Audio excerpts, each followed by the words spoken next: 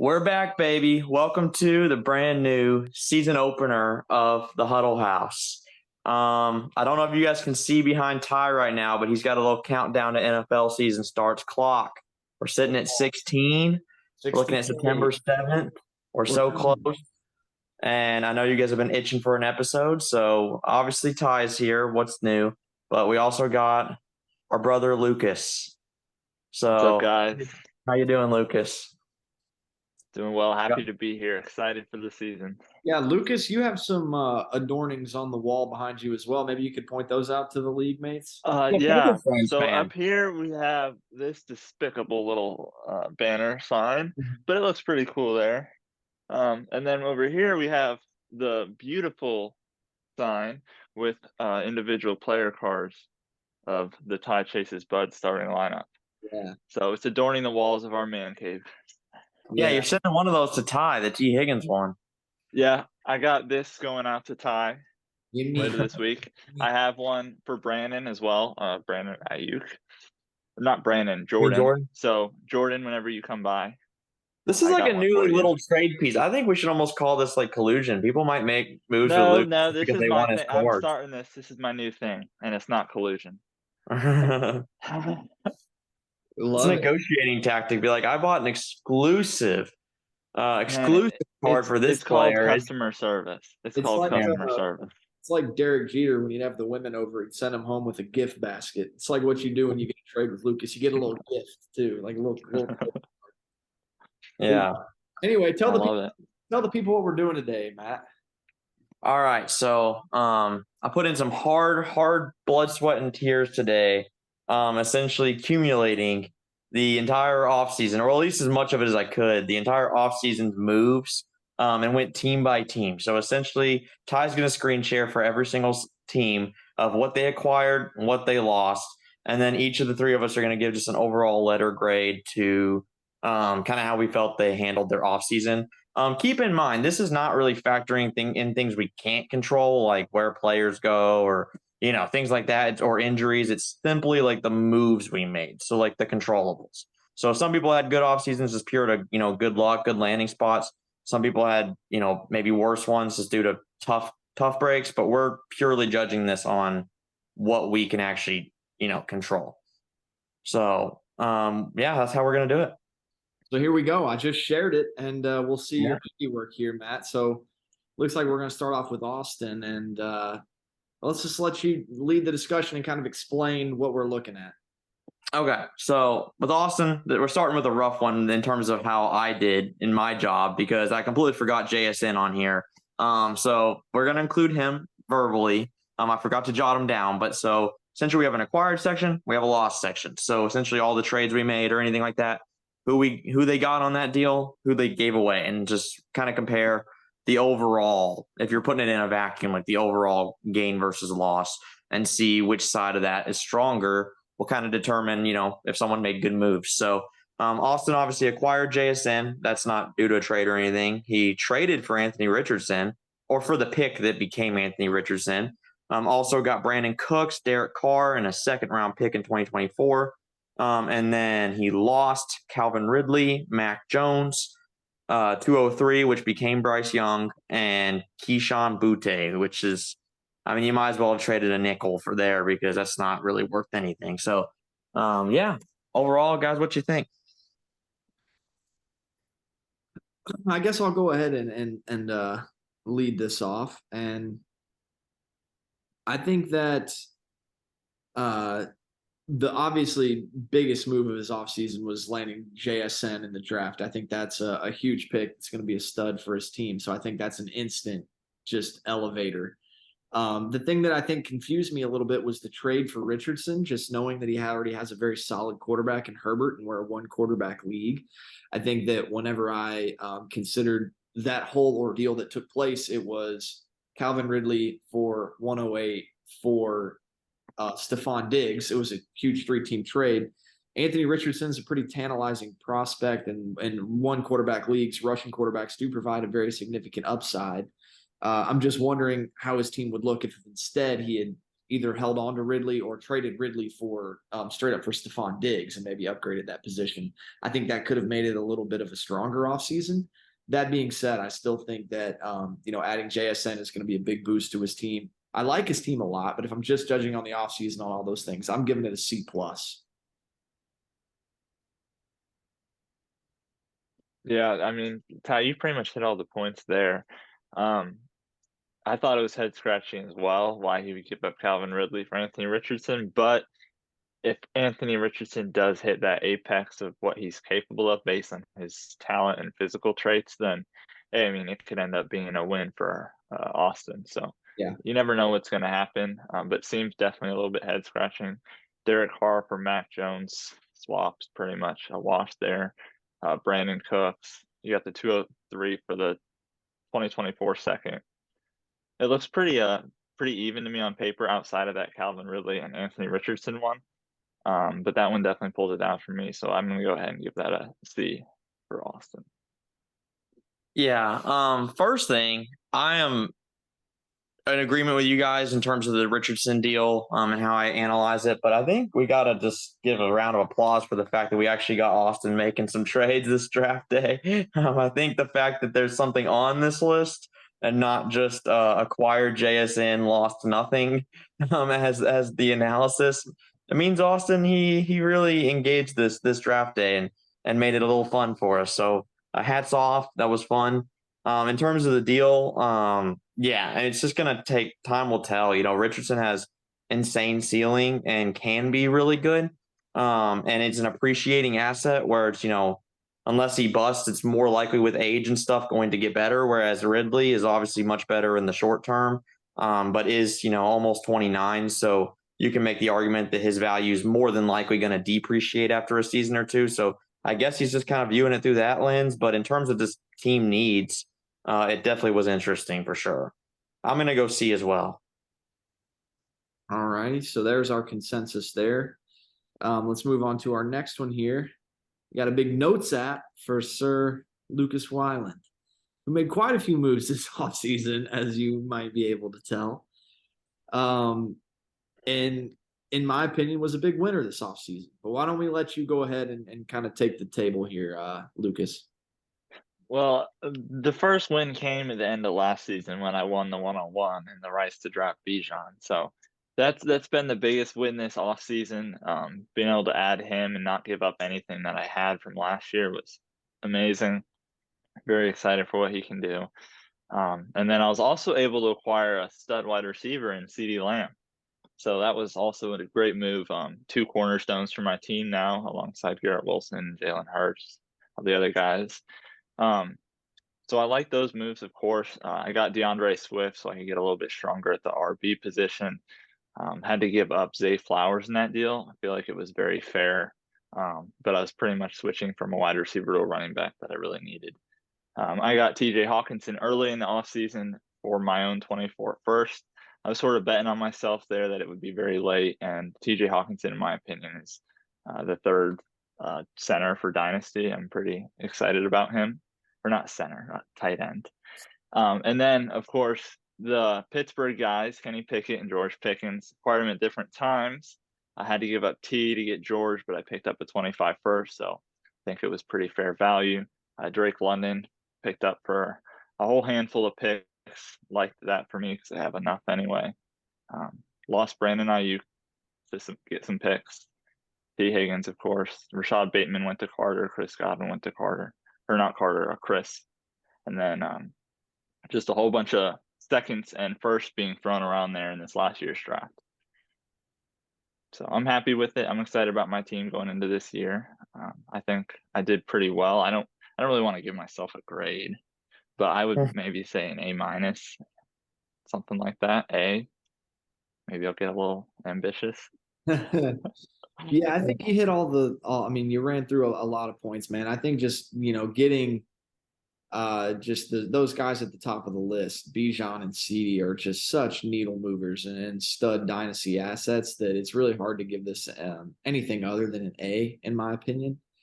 I think that you really set yourself up for good success this year and also sustained success with the 2025 first you invested in. I think that if you were looking at this from a perspective of like winning the championship this year, I think the only thing that might be brought up to potentially ding you on are the Brandon Ayuk and T. Higgins moves, because those are, one was straight for picks and one was a slight tear down. So I think that that could be something that comes into play this year, but I think that you have enough capital to really make anything happen that you might want this year in terms of bringing in people to aid that. So ultimately, it's like a trade-off of sorts that you had the luxury of making. So yeah, I came away with this is an A+ off season in my book because of the guys you were able to land and the way you were able to build your roster while also kind of supplying things for your future. So I was a big fan of what you did. Annoyingly so, I would say. Well, thank Yeah, you. I like being forced to compliment Lucas, and so I'm not going to give him an A+ just out of spite, but no, it's definitely an A. Yeah, I definitely agree with Ty's analysis. I mean, what I really like to point out is that you essentially got really what I would consider two A tier assets for sure. You can argue Drake London's probably on that teetering A to maybe high end B level tier, but you could argue low level A tier asset, and then Hawkinson, might not be A tier overall in Dynasty, but in terms of the tight end position, he's top 4 or 5. So you essentially got, four guys that are at the top of their positions in terms of tiers, and you gave up really not a single wide receiver one or RB1. I mean, and I love T. Higgins, but he hasn't been a wide receiver one yet. I definitely think he can be. I think he's a wide receiver, like a top 14 dynasty receiver, but I'm talking about as an individual season guy, like, he hasn't been yet. So you traded essentially what I consider a bunch of B tier assets to get a few A ones. So that's always promising. And you gave up 6 first round picks to get, and you still retained 4. So to essentially only have a net loss of 2 first round picks to tier up that much, I mean, it has to be an A. So there's Thank our you. analysis there. Good offseason, Lucas. Mm-hmm. To Jordan, who was quite active this offseason. He was. Yeah, he kind of really made a big splash whenever he landed Josh Allen and Gabe Davis for Jerry Jeudy and Trevor Lawrence. He made a swap with a reigning champion Brandon to give him his Jaguars, and took one of the top quarterbacks in the league and in fantasy, and Josh Allen. That was a nice trade. Did an interesting swap of Marquise Hollywood Brown for Adam Thielen. That was an interesting move, trading someone who's pretty young for someone who's definitely a little bit older, on the wrong side of 30. So I know that one might have a little bit of controversy around it when we talk here. Landed Khalil Herbert just yesterday in a Herbert for Kamara and pick swap with Brandon. So him and Brandon have a very nice trading relationship. Went well twice this offseason. And then obviously here on the bottom of the list, the highly scrutinized Brandon Ayuk trade that one member of the league really had problems with whenever it happened the other day. And then among other things, he shipped out Kyler Murray on a draft day trade. And Jarvis Landry somewhere along the way, who I don't even think is signed to a team. He's not. I don't know. I don't know why I put him in here. I think I just did because he's still at least a name that people would recognize. Yeah, But, yeah, gotcha. That's addition by subtraction. It sounds like. Kind of interested to hear what your thoughts would be on this one, Matt. yeah, he started off super strong. I actually really like the Josh Allen deal, and that's coming from someone who, is overall pretty high on Judy this year. So I completely understand why Brandon did it, but I just think that right now, even though Trevor Lawrence is a very good quarterback, the tier difference in fantasy and in dynasty because of Allen's running ability and just his big playability, I still think there's a pretty good gap there. And I just don't think we have quite as much proof that Lawrence can be that top 2 or 3 fantasy quarterback, whereas we know Allen will be. So I really liked it for him. I think the upgrade at quarterback is massive. He started super strong. We had a massive head scratcher move with the Adam Thielen trade, because not only did he trade Hollywood for Adam Thielen, but then he added and Landry, which isn't really anything, but also like 15 or 20 fab also to it. So it was like a 3 for 1. And I'm just kind of like, it should be like the other way around. Like that was bizarre to me. I did not like that. And then I didn't really like this Khalil Herbert trade the other day, to be honest. I mean, I'm not super high on Herbert with the, addition of Roshan Johnson and also having Deonta Foreman there and Justin Fields as a running quarterback. I'm not really that big on Kamara either, but I think in terms of just like upside for the years that they are playing, I think Kamara still has more upside in the years he's playing. And I think Brandon's pick is going to be a later pick than Jordan. So I essentially don't really think he got the better end of either of those players or assets there. So overall, I mean, I give his offseason a C as well. I definitely think there was a few big moves, but a lot that were just confusing. Yeah. I'll just go ahead and give my grade 2. I'm in the same range as you. I went C plus just because I think that Josh Allen really pulls things up, and I'm a little bit higher on Herbert. I think he's the more explosive player, and at this point in his career than Kamara. I think that from that aspect of it, from a Herbert to Kamara perspective, it made sense for both sides. I understood Brandon wanting Kamara, understood Jordan wanting Herbert. The pick swap is definitely something that sticks in the mind because so far we've played this 2 seasons and Brandon's pick has been 14 both years. So like, I understand that his team looks a little bit different this year, but still, it's like you're taking you're risking basically a second round pick there. So, his pick is probably going to be around that range because it's the same core. So I think that was kind of what had me bumping it up into the B range was just the pick swap on that. Obviously, the Thielen for Hollywood's a head scratcher, but I think Thielen could have a good season, and Hollywood's future is still everything's uncertain with the Cardinals. So I think Thielen's going to get peppered with targets. So I could see that honestly being almost a wash for this season. Dynasty wise, we'll see what happens. But and getting Brandon Ayuk, he's a good player. I understood he gave up a lot to get that. And that kind of is what sticks in people's minds. It's really hard to have a gauge on what 2026 will be at this point. But Brandon Ayuk is I don't know what he finished last year. I think it was like 15 or something. Like he was like a fringe or wide receiver 1, yeah. So I'm at a C plus range because of all the draft capital that was given away. I think that's really what pulls me back on his grade. Yeah, I agree with you, Ty. I have him at a C plus as well. I think he got definitely better at quarterback. That was a huge upgrade. And then I think he got better at wide receiver too, bringing in Brandon Ayuk and Gabe Davis, Adam Thielen. I'll take those guys over Hollywood Brown, Jerry Jeudy, and Jarvis Landry. So I think he upgraded there, and I think I would rather actually have Khalil Herbert than Alvin Kamara for Dynasty going forward, pretty handily. I don't know if I would have done the pick swap, like he said. He did lose a lot of capital to upgrade these positions. It looks like 2 firsts, 2 seconds. He did get a first back, but like he said, that's been the 114 each of the past 2 years. So we'll see how it goes. But I think his team got a little bit better going into this season, maybe at the expense of his future a little bit. Yeah, I do think he did get better for the short term for sure. Because I can definitely see a situation where Adam Thielen does have a really good year, but Adam Thielen's 33 years old, so it's kind of like, it's not really much of a long term play. But for this year, yeah, definitely could see a world where he got better for sure. There was a time he was like 8-0 last year or something, right? 6-0. 6-0. Like it felt then the slide started. Yeah, I mean, it ended poorly, but yeah, no, he's a team that can catch fire and win some games. All right, going on. We got James, the commish. A little bit less moves on this one. Surprising.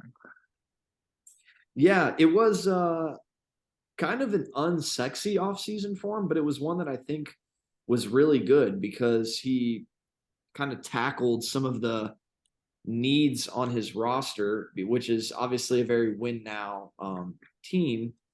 But he was able to bring in a high upside quarterback rookie and Bryce Young, number 1 pick, and then also, someone who's been very, very good quarterback who's injured this year, Kyler Murray, and he got Kyler for basically nothing. Like it was basically peanuts. Well, speaking of basically nothing, look at the third guy on the list there.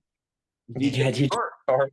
The thing that stands out to me about this one is just I think the worst player in the acquired section I like more than the best player in the lost section. That's how I feel too. Great point.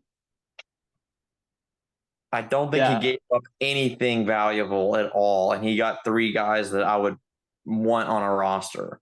Yeah. So Still has his 2024 first, 2025 first. He's really just been using these seconds to make trades with and holding on to his first while he has a very strong roster through and through. So what would you grade this one for the commish? I gave him an A. It's really good. Yeah. I'll give him a B plus. It's nothing too crazy. I don't think he added any starters, unless who knows? It's early on, but at least going into the season. But really solid moves. In order to be in that A tier for me, you got to really make a little bit more of a significant difference on your future or your current, and I don't think he did either. But he did make good, solid moves, and I think he won each move he made. So I'll give him a B plus for that. Yeah, that's good analysis, Lucas. I'm at B plus as well. I think the thing that maybe would have pushed it more for me would be finding like an injection of youth somewhere because he does have an older lineup. Not totally feasible in all situations because you don't want to sacrifice too much. He has a very solid roster top to bottom.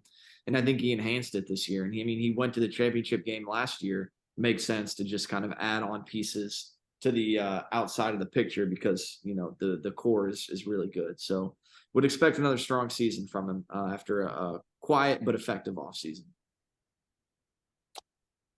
On to the other Clark brother next. All right. So you want me to lead off on this one? Go ahead. Take it. All right. So Jake, he acquired Javonte, Kendre Miller, the 110, Dawson Knox, Hollywood Brown, Damian Harris, Lucas's 2024 first, couple seconds, and a third. The big notable losses is he lost Austin Eckler, George Kittle, Brian Robinson, and his own 2025 first, I'd say, are probably the most noteworthy losses. So yeah, kind of breaking this down.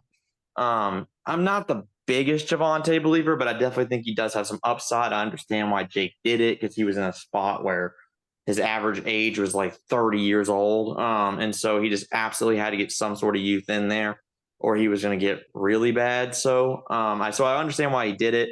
But still looking at that trade in a vacuum where he traded Eckler and Kittle for essentially Javonte, the 110, which became Kendre Miller. And I think he got Tyler Higbee. Yeah. Like, I still don't like that trade at all. I think he still traded. I would like it a little bit better if he just traded Eckler and like an average tight end, but George Kittle's still a top 4 or 5 tight end. So I think he definitely lost that deal. I think he made up for it by nailing the Hollywood Brown deal. But I was also a little bit head scratching with the Brian Robinson deal. I'm not the biggest Brian Robinson fan necessarily, but I feel like he still sold him very cheap and didn't really do a whole lot with it. So I feel like he kind of just gave him away when he really could use him this year. So overall, I gave this offseason a C plus for Jake. Really held up by the Hollywood Brown deal and, getting a few more picks, in his arsenal. Yeah.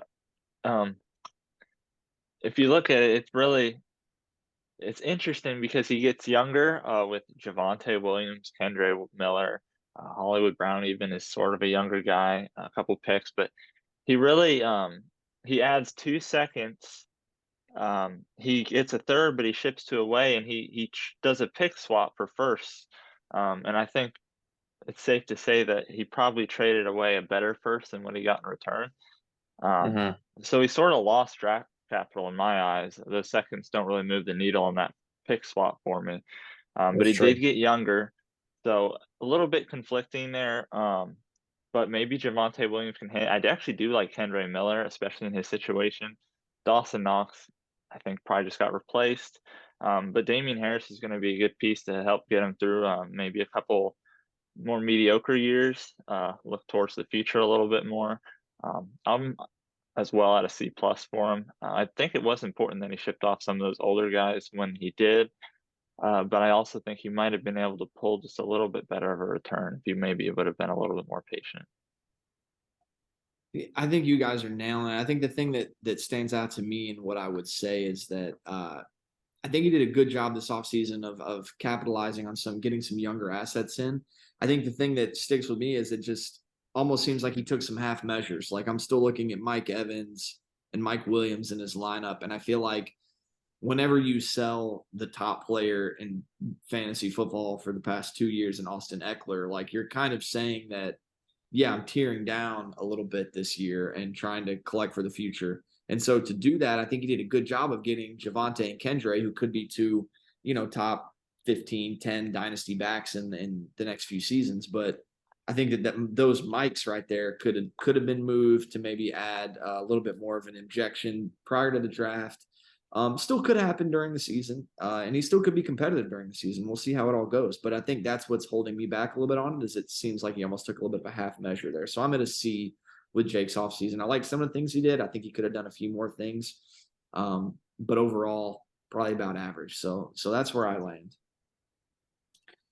I will mention that I do think he has tried to fire sale with a few of those guys you mentioned. I don't think he's had a whole lot of luck. So Be that as it may, I'll just say. All right, we got Mitri up next.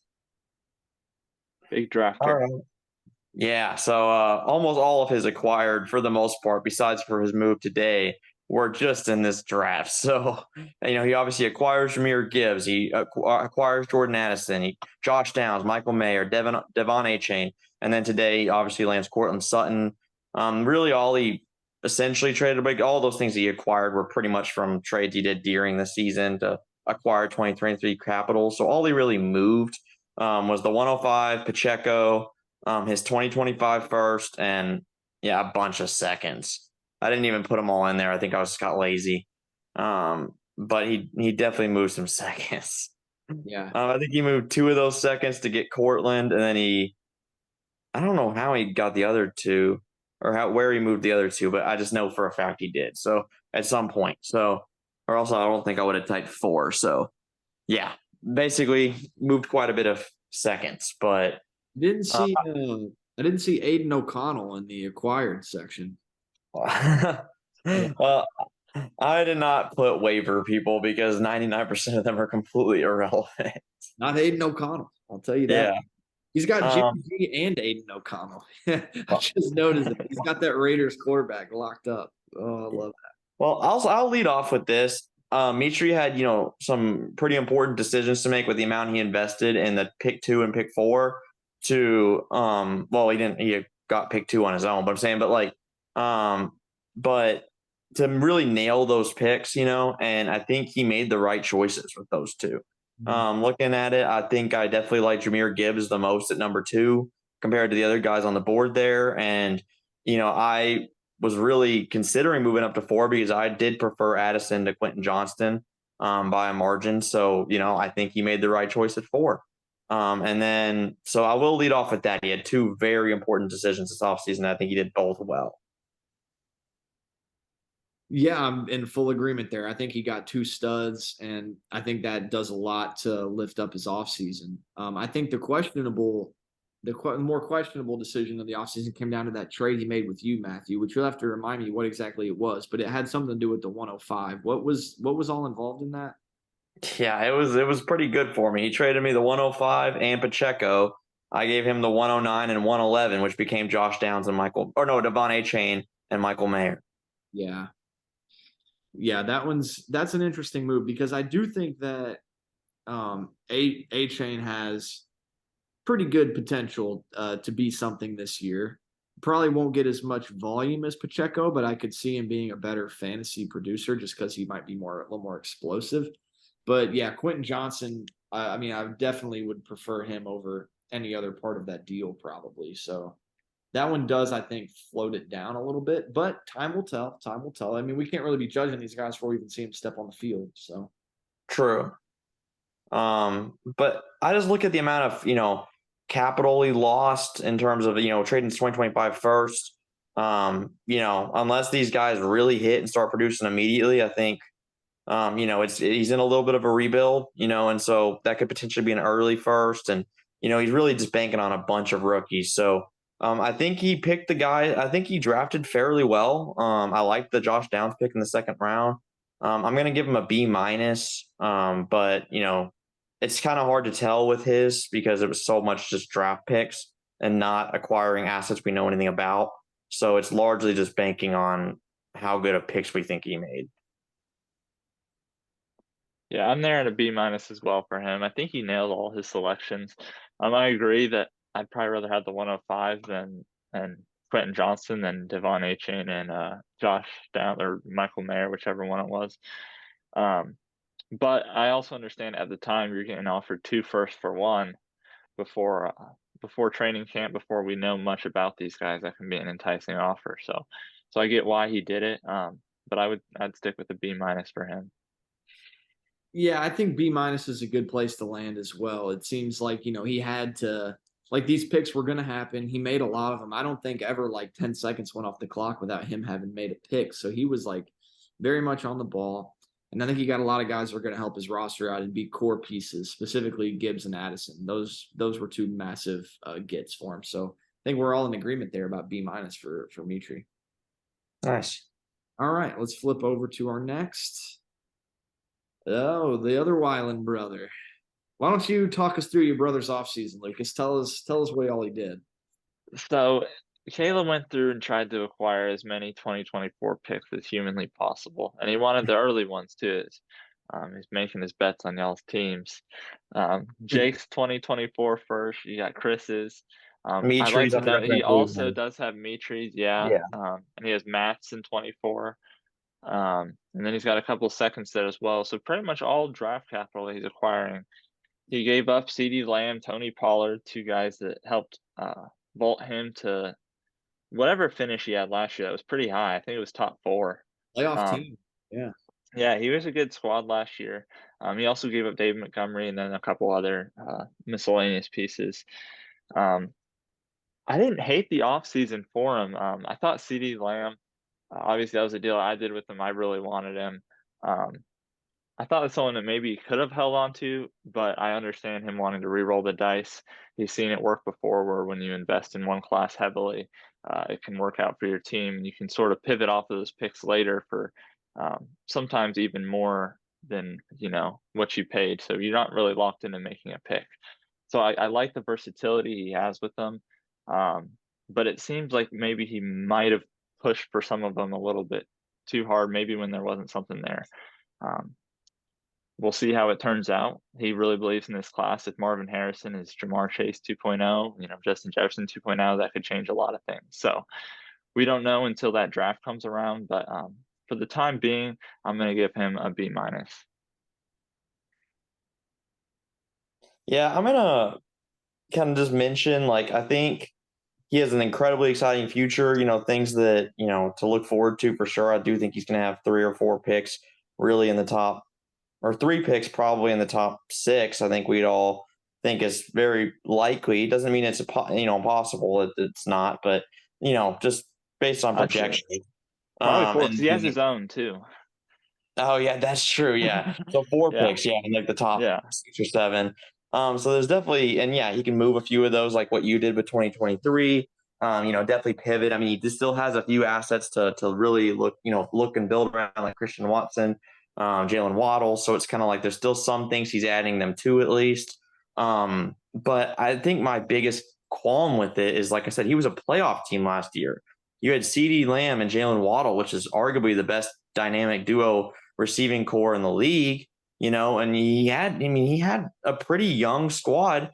And so, yes, I understand why he wanted to get picks. He saw how that worked with you, but I think trading some of those young pieces to build around to do it just kind of almost seems like you're forcing yourself into a rebuild you don't really need. Like you're already a contender. Like, why do you want to scrap it and rebuild, And so I just think my overall perception of his strategy is just kind of like a little confused as to why he did it, and wanted to just kind of make himself terrible for a couple years. But so I'm going to give him a B minus as well. I'm actually in agreement, but because in a vacuum, the moves are fine. I just don't really understand why he decided to start over necessarily.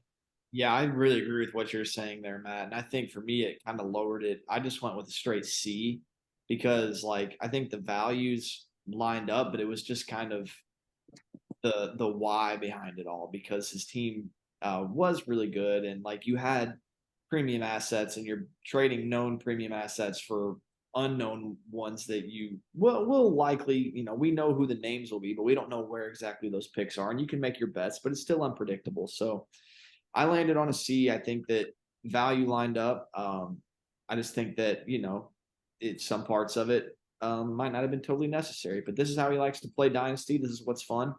And can't knock a guy for it. That's just what my grade is. So, Yeah. we have a few more minutes. Why don't we try and talk about one more, and then we'll jump back in to finish out. Okay. Marcus here. We got 4 minutes to talk about his offseason. All right. I'll lead it off. So Marcus acquired Austin Eckler. He acquired George Kittle, Brian Robinson, Carter's 2024 second, Mitri's 2025 second. Gave away Javonte, Tyler Higbee, Kendre Miller, Jaden Reed, and Cortland Sutton. I love this offseason for Marcus. Similar to James's, actually not really similar. He did actually get some big name talent, but I guess is what I mean by it in comparison to James's. It's not like a large volume of moves.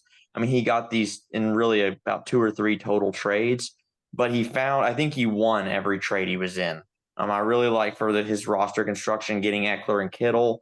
I'm really shoring up those positions because I know he's had a landmine at tight end so far in our dynasty league. So getting one that I think has a little bit more reliability is good. Brian Robinson might not be the greatest dynasty asset, but for the next year or two when Marcus is contending, can very well be a roster filler and getting a few seconds. Like I really just don't think he lost any of his trades. So, I mean, I gave Marcus an A. I thought he did really, really well at finding value. Yeah, I'm in agreement with you there, Matt. I gave him an A as well. We can like Kendre Miller as much as anybody, and I do like him.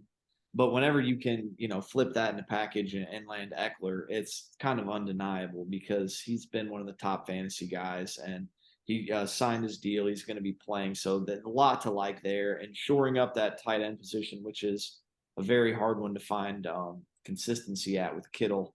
I think was a good move, and I really liked adding Brian Robinson. He's going to get a ton of carries. I think the main thing that could draw it back is the fact that Javonte is looking so healthy to start this year. Like he's made this miraculous comeback that nobody really foresaw. That could add a little element of doubt just because of his age and the potential he showed last year. But I think getting Eckler kind of helps with all that doubt because you have a known stud right there. So I'm at an A as well for Marcus. I think he really catapulted himself up the list of contenders this offseason. Yeah, I agree with you. I have him at an A-, but A is just good. Same exact points that I had. I think he got a lot better this year. Javonte Williams, maybe he turns into something long term, but I'm not a huge believer in that guy. So I think he really made some good moves to put himself in a win now category, especially taking advantage of Justin Jefferson's young career. He talks all the time about what a tragedy it would be if he didn't get a championship eventually out of Justin Jefferson. So I know that's a big goal of his. So I'll give it an A, just like you guys. Great moves. I don't think he lost any of them, and we'll see how it goes for him this year. All right, so now we're moving on to me. Should I lead us off, Ty, for my own? By all means, tell us what you did. All right. So definitely the trade I think I look back on the most favorably is the one we've already mentioned, getting Quentin Johnston and Isaiah Pacheco for essentially Devon Achane and Michael Mayer. I don't think Mitri made bad picks at those 2 picks. It's probably fairly similar to what I would have made with who was on the board. But I mean, my only difference is I probably would have taken Kincaid over Mayer, but still, I definitely think my haul was better than those 2 guys. So I definitely think I got the favorable end of that deal. I really didn't do that much off season. Obviously, during draft, the draft trip, I did trade Derrick Henry. That's a deal that it's going to be hard to grade right now because it's just simply on how time will tell. But Zach Charbonnet clearly means more to my team than he's going to mean to anybody else's. And so it was just kind of a factoring of what do I truly think I'll be able to get for Derrick Henry in a trade after this season.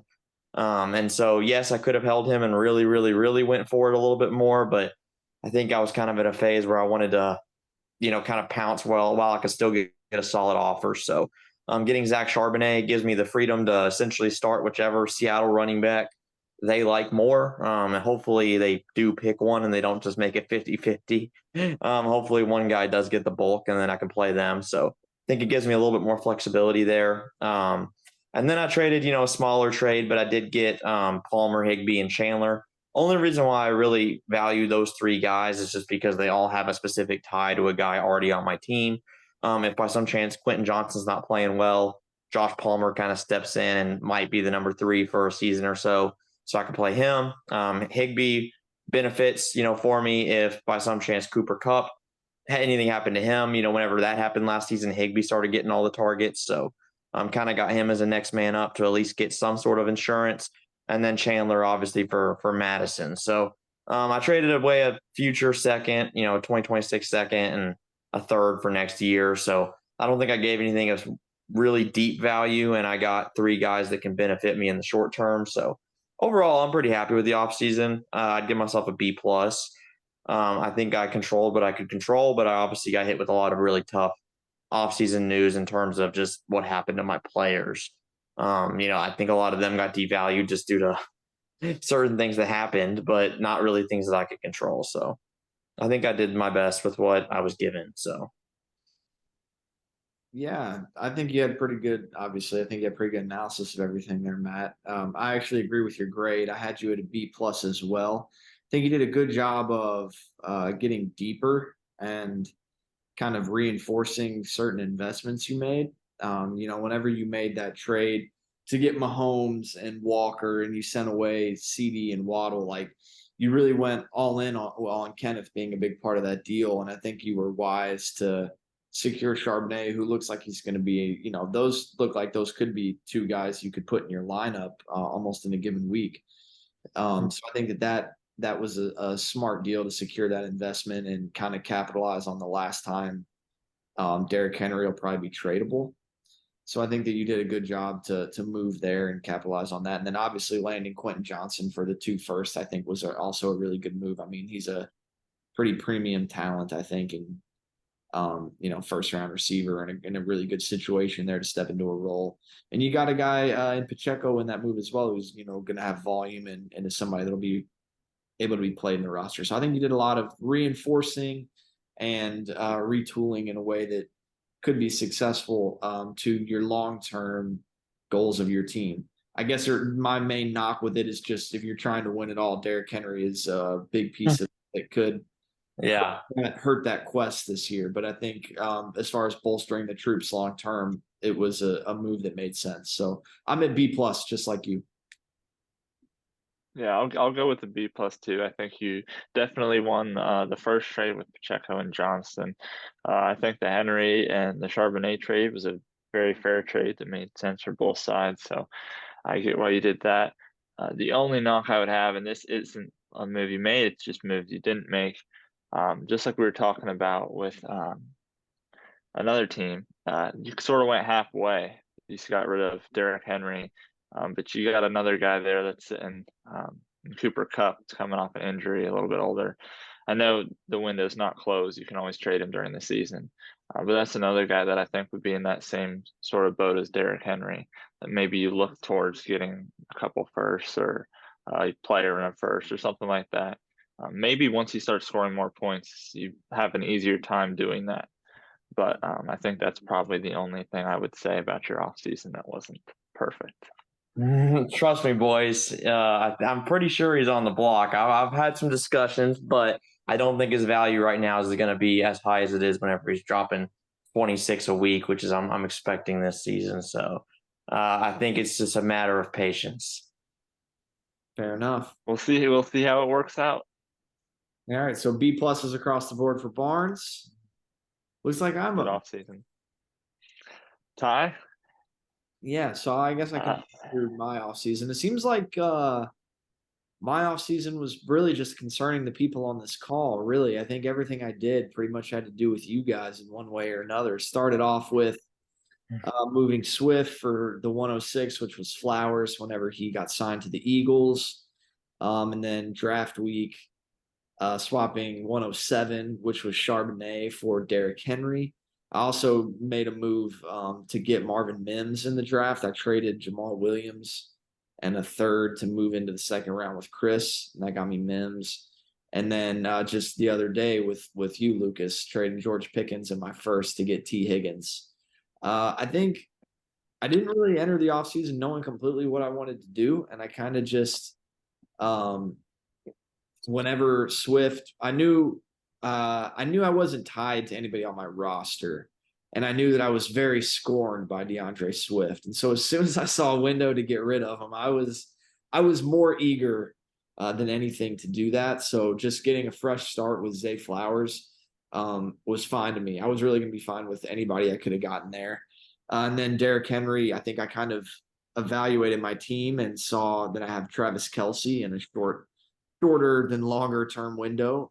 Justin Fields has a high upside this year, but I don't know anything beyond this year. Rushing quarterbacks kind of turn over quickly. I was like, might be the best move to go ahead and get a bona fide stud, even if it's only for 1 or 2 seasons, and try and get the most out of my Travis Kelce window. Because I think, much like Marcus says with Justin Jefferson, if he's not able to win him a championship, he would be failing. I think if I'm not able to make the playoffs with Travis Kelce on my roster, that would be failing. So, like, really, that's all I want.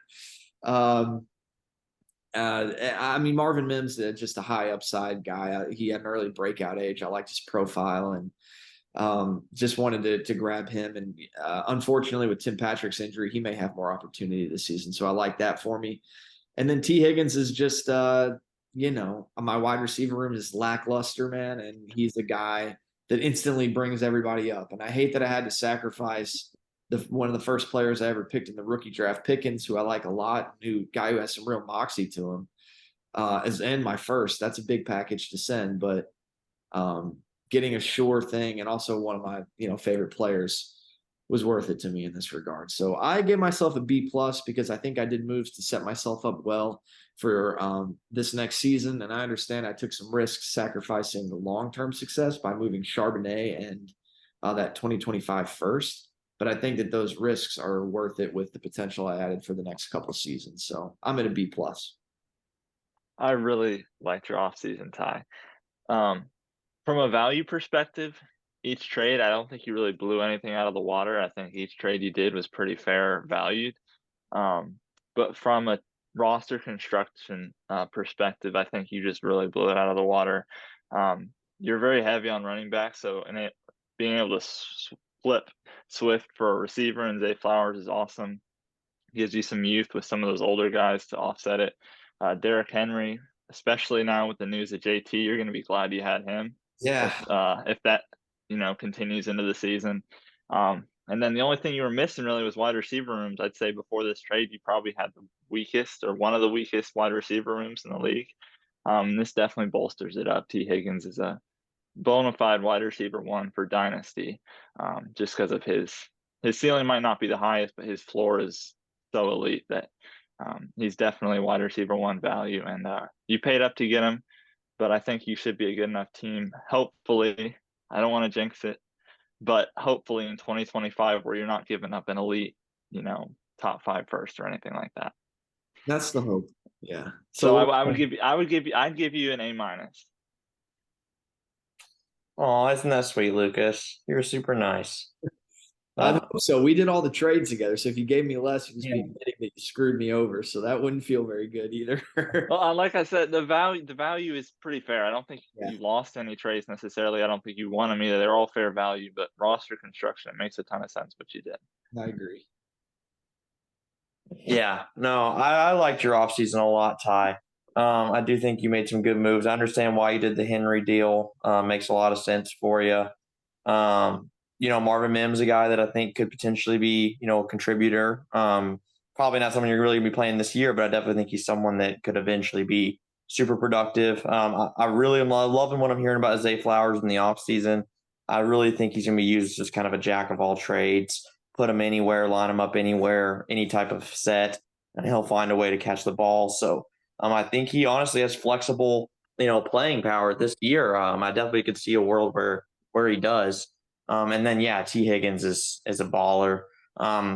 George Pickens, I've said it once, I'll say it again. He's super talented, but there's been some off the field concerns. And he had mostly flashes last year. He had some good games, but never really consistently proved he could get targets yet. That still seems to be Deontay's game, and Fryermuth's game. So we'll see if he has the path of volume to truly be a wide receiver one or something like that. But I don't necessarily see that path. So unless your first is early, I definitely see a world where, T was a really good acquisition for a really good price. So overall, I gave you a B plus as well. I thought it was pretty good. I do think it is funny, Lucas, though. Ty gets younger in some ways, but also gets an older guy with Henry, and it's praised. But I keep one older guy with Cup, and it's not praised. I think we have a little bit of a bias here. I think part of that has to do with where I think each of y'all will fall this year. Okay. Goodness. Leave me out of this one, guys. He's trying to turn us against each other, Ty. We're supposed to be in solidarity as the Huddle House hosts, and this third-party outsider tries to come in and meddle with our business. Let's just change the page here and go to Jeremy. Less contentious offseason to talk about here. Yeah, sure. There's not much we can say about Jeremy's other than that he had a good draft. That's a B if I ever saw one. I'll just go right now. I give Jeremy an A for this offseason, man. An A? For Chase Brown? I love getting Dalton Kincaid in that draft. He addressed his biggest vulnerability with somebody I think is going to be an absolute stud. I don't know, rookie tight ends, hard to trust, whatever. I think Dalton Kincaid is kind of could be an exception to that rule. We'll see. But I think that he just has a very, very well-rounded roster that's deep, and his wide receiver core is amazing. So I loved the simplicity of it. I think he had a good thing. He didn't need to mess anything up, and I think he got better at a key position there with Kincaid. So I gave Jeremy an A. Jeremy, I love you, man, but I feel like Jeremy can blink twice and everybody in the league's gonna be like, A plus, greatest thing ever. Nah, Jeremy had a really good draft. I really think he made good picks. Kincaid, I agree with you, he's a stud. Just simply due to same reason you guys weren't giving James an A. It's like he didn't do necessarily enough needle moving things. I mean, yes, Kincaid you could argue is. The other three guys are just depth pieces. Zach Evans probably more than likely isn't going to be much. Tank Dell's been looking good in the offseason, but, still going to be fighting for targets in a busy receiving room with a bad offense. Chase Brown really only does anything probably if Joe Mixon gets hurt. So it's kind of a world where, Kincaid's really the only thing we can say here is really going to benefit his team a whole lot in the short term. So, I mean, he did good. I mean, I'm obviously complimenting him, but it can't be really any higher than a B because there's not really any major needle moving moves. So I think it's just kind of your standard run of the mill. Good job with what you had, but I just don't think there's enough quantity there to really say it's an A. Yeah, I love the Kincaid pick. I think the other picks are good depth pieces.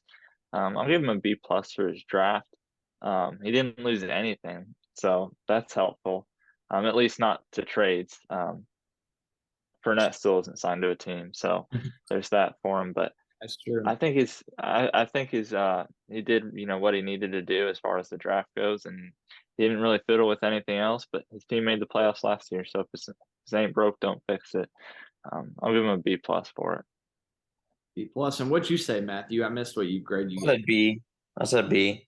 All right. On to the next. C. Ferg made some moves this offseason, landing Tony Pollard and drafting Rashee Rice. He's doubling back on a Chiefs wide receiver. He's just throwing those darts. Did trade TJ Hawkinson to you, Lucas. And I'm trying to pull up his team to see what he's done to supplement that. Oh, it was Cole Kmet when he traded for Cole Kmet last offseason. During last season. So got better at the running back position. He has a very deep running back room, which Tony Pollard is set up to really kind of smash this year. Like he could have an insane season having that backfield alone. So I think just that move on its own was enough to really make me jump this to a B plus. I think that could be an elite asset for the season he got, and I think his team is in good shape to compete this year, especially considering you have like Olave and Amari Cooper, and then Cam Akers showed a lot of flash towards the end of last season. So I like what he did. I'm at a B plus with it. I do value Hawkinson a lot, but I understand the value of getting a first for a tight end. So I see what he's going for there. But I'm at a B plus with it. Yeah, I agree. I'm at a B plus as well. The offseason wasn't anything too crazy. I think Tony Pollard's a huge addition. I think he's going to be a top 3 running back this year. He's set up to be with, Zeke not landing back there and him having that backfield largely to himself. Carter's a team I'll put my stake in right now, and I'll say that's a playoff team. Just looking at it top to bottom, he's just without doing a whole lot, just situation wise, and then adding Tony Pollard. I think his team might be the most improved next year as far as record goes from last year to this year. Nothing crazy in the offseason, but really added some value to his team, and Tony Pollard's going to be huge for him this year. Yeah. Only reason I even included the 2024 third in this, I haven't really been including thirds for the most part in these moves just because I don't think they're super valuable. It's really just the reason I did it here is because Carter didn't make that many moves. So, I kind of just included everything. But really, the way I look at this is he basically got those 3 things and lost Hawkinson. And so I like Hawkinson a lot, obviously. I think he's a top 5 tight end. But I think what he got is an outstanding return on investment, especially considering, there's no guarantee that Caleb rookies pan out immediately and then he's automatically a contender again in 2025. Could be a fairly early second, maybe at worst a mid-second possibly. So I can see a world where, that's a decent player. So I'm giving Carter an A-. I actually really like this offseason. It's simple, but Pollard is a massive get. And I think he got it for a pretty reasonable price. Well, what I just realized that I was miscalculating before because I didn't see the first he acquired for Hawkinson. That was actually what he turned into Pollard and how So the way I did things with this acquisitions loss thing is if a guy traded for someone in the offseason but then traded that thing they just got away again, I just counted it as just like I didn't put it because it's like they didn't keep it, obviously. So there's some pieces that aren't on this list that people acquired in the offseason just because they traded it again. So I thought that the first was like, that honestly, so essentially he just traded Pollard for Hawkinson and that second because that's really what he got. And the third was also involved in that. I think so. Yeah, so if you were like to smush it all together, that's nice, man. So that really narrows it down a little bit more. Yeah, I think that's a good move in a vacuum to think about. Like Pollard in a second for Hawkinson. That's a pretty easy yes, I think. Yeah. So, good offseason for Carter, man. And I think it all is going to depend on how Deshaun Watson does, man. He's been sitting on that guy for 2 years now. And it's do or die right now because the only other thing he has is Gardner Minshew. So we shall see. I think Carter's success is going to be largely dependent on how good Deshaun Watson plays. If Deshaun Watson goes back to what he used to be and is a top 7 or 8 fantasy quarterback, maybe even top 5, I do think Carter's probably really a strong consideration for the playoff team. I think if Deshaun looks like how he looked last year, there's going to be some struggles. So I think that's his X factor for sure. But he definitely put himself in a position to succeed. Yeah.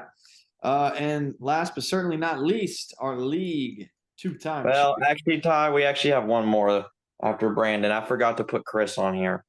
Oh, right. Okay. So we'll include Chris at the end too. All right, Brandon, next to last. He had a busy offseason. He did a lot. Yeah, he did. I guess I'll lead this one off. It was really all the Jaguars is what he said. Yeah, he definitely pulled a Jacob Mitri. I think the only difference is all the players he was trying to trade so hard to get are at least on a pretty dang good team. So if you're gonna be a homer, be a homer for one of the better offenses. So it worked out for him at least a little bit. But it's an interesting offseason. I don't really know why you divert from the formula that was working so well for you. And with Allen and Diggs, that was, I think, the biggest confusion. You essentially just swap stacks, but the difference is, Lawrence and Allen are both young, but Ridley and Diggs are both old. So then you kind of just call it in a vacuum. I'd rather have Allen. I'd rather have Diggs than Ridley. So it's kind of like I think he got the inferior stack there. I do think he supplements that a little bit by at least getting Jerry Jeudy, which I do think is a huge upgrade over Gabe Davis. Yep. But and I do think he got a better pick in that pick swap. And I mean, Kamara and Herbert, you guys have made some good points for Herbert.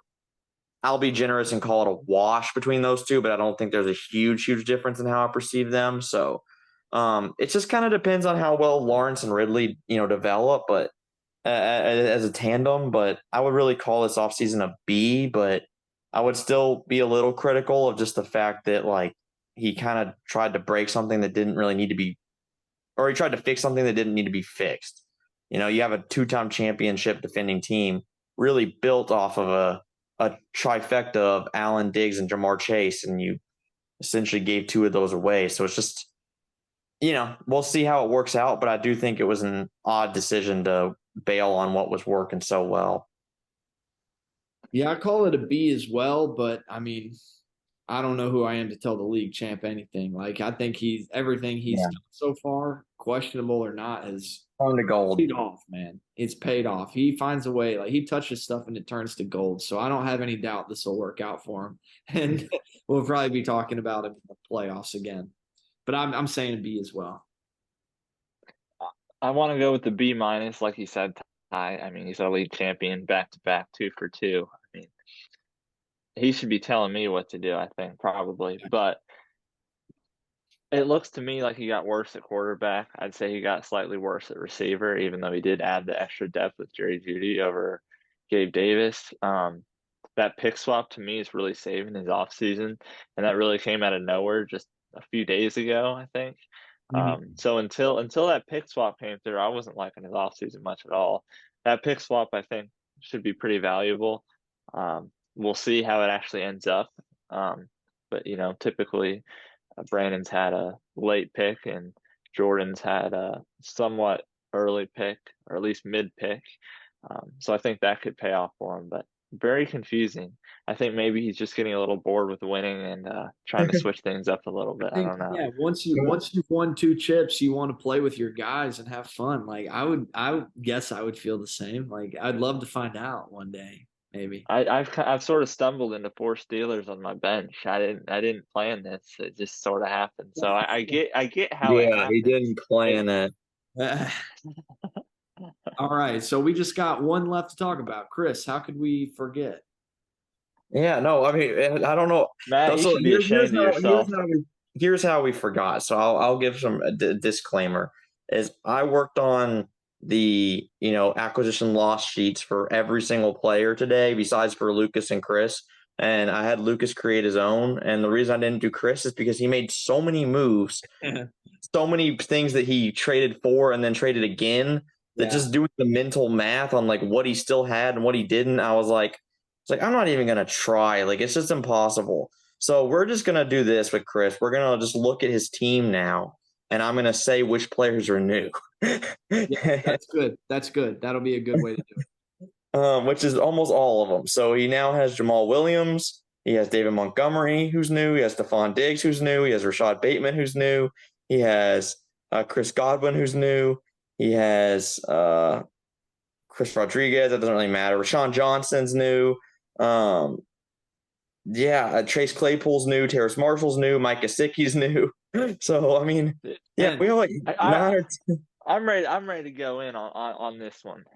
Okay. Chris gets an A+ for this offseason. Okay, Yeah. and just for the fact that if you look at the all-time record, he's far beneath everyone else. He has been an absolute gutter the past couple seasons. And he finally just said, I'm sick of it. I'm going to use what I have, and I'm going to go get some things done. And he did that at the draft. He's turned a dumpster fire team that would be lucky to win 2 games into a team that can actually compete for a playoff spot. I don't know if he'll make it, but I think he's got a team that can be playing meaningful games late into the fantasy season.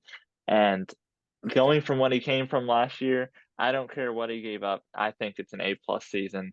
or off season. I think it's going to be exciting for him to watch a team that can win some games next year.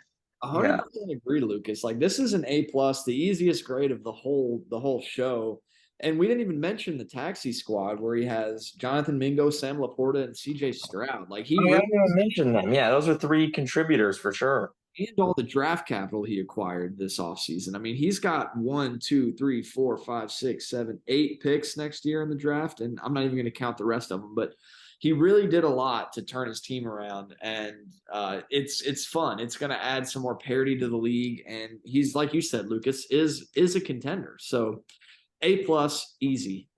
Yeah, we're agreeing on this one. I think we saved the best for last. I mean, Chris nailed this offseason. I think most of his trades, I was looking at it and being like, dang, Chris, that's a good haul. Like, he was negotiating hard during draft week, getting some really good deals. Not just for good players, but good players that aren't like, I mean, outside of Diggs, who's fairly old, mostly good players that are still fairly young. Godwin's not that old. Bateman's pretty young. So he's got, and obviously with all the picks, getting, CJ and Mingo who could contribute. Like, there's a fieldable roster here. I mean, we were looking in the offseason, and Chris's team was hard to look at. I mean, he was starting like Ogumawale and Amir Abdullah as his running backs. I'm like, those 2 guys are gonna be lucky to scratch 3 points combined. I mean, we were looking at a guy who was projected to score 50 to 60 points a game for the entire season. It was hard to look at. And now we're looking at a team who's projected week 1 to be at 100, which I'm not saying that's like, league winning points per game, but that is a game changer for Chris to be projected in triple digits fairly consistently. I mean, this is a team that's going to put up some points, have some big name scorers, and we'll actually have some real trade talks for some guys that other players are really going to want to trade for. I think that's the big thing is when you have a bad roster, it's so hard to get out of it a lot of times because no one really wants to trade for the things you still have. But now you have enough assets on your team with Chris, where other guys are reaching out, like saying, like, I actually want this guy. I want this guy. So he can start, using some of his negotiations to get back with some even younger assets and picks. So he's back in the game. Like, Chris is no longer the guaranteed number 1 pick in the draft. Like, now we're looking at a guy where you get Chris's first, and you might still potentially be a mid-round pick maybe, but you're not necessarily getting a top 2 or 3 pick. Like, he has a roster we can respect. Yeah. Well, this is a great show. I think we were able to run through a lot of fun stuff people will enjoy. We're going to try and get back into the swing of things. Season's only 16 days away. We're closing in on 2 weeks. So I think, Matt, we were talking about coming back with maybe some preseason power rankings next week. We can tease them. So expect that next week from us, and then we'll be in our weekly shows with some guests. But just wanted to drop in and talk a little bit about the offseason because a lot's happened, and we needed to talk since the draft. So it's coming up. Yeah. I'm excited for you guys to just all see it. And I know you guys have been pushing for it hard. I feel like we're about to get a riot in the streets if we didn't put an episode out in the next week or so. So I'm glad for our own public safety that this is finally coming to the people. But yeah, the people were getting restless, I'll tell you. Yeah. I heard the murmurings. Well, thanks for coming on with us, Lucas. This was a fun show, and we'll talk more soon. All right. Thanks for having me, guys. It was a fun time. All right. Yeah.